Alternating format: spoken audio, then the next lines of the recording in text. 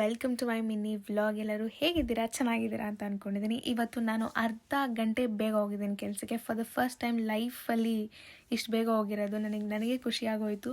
But ಆ ಅರ್ಧ ಗಂಟೆ ಎಕ್ಸ್ಟ್ರಾ ವರ್ಕ್ ಮಾಡಿದ್ರೆ ಕೆಲಸದಲ್ಲಿ ದುಡ್ಡೇನು ಎಕ್ಸ್ಟ್ರಾ ಕೊಡಲ್ಲ ಅಂತ ಅಂದ್ಬಿಟ್ಟು ಪಕ್ಕದಲ್ಲೇ ಪೌಂಡ್ ಲ್ಯಾಂಡ್ ಇತ್ತು, ನೋಡ್ಕೊಂಬರೋಣ ಪೌಂಡ್ ಲ್ಯಾಂಡ್ ಹೆಂಗಿರುತ್ತೆ ಅಂತ ಗೊತ್ತು.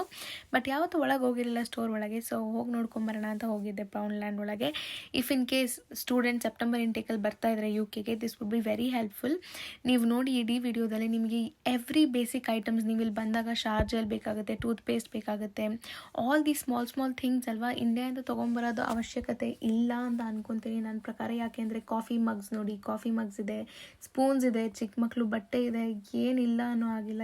ಎವ್ರಿಥಿಂಗ್ ದೊಡ್ಡ ಸ್ಮಾಲ್ ಕ್ಯೂಟ್ ಆಗಿರೋ ಬಟ್ಟೆ ಇತ್ತು, ಜಾಕೆಟ್ಸ್ ಇತ್ತು. ಇದೆಲ್ಲದೂ ನಿಮಗೆ ಒನ್ ಪೌಂಡ್ಗಿಂತ ಕಮ್ಮಿಗೆ ಸಿಗ್ತಾಯಿತ್ತು. ಅದು 50p 30p ಆ ಥರ. ಮತ್ತು ಕೆಲವು ಐಟಮ್ಸ್ 2-3 ಪೌಂಡ್ಸಲ್ಲೂ ಇದೆ.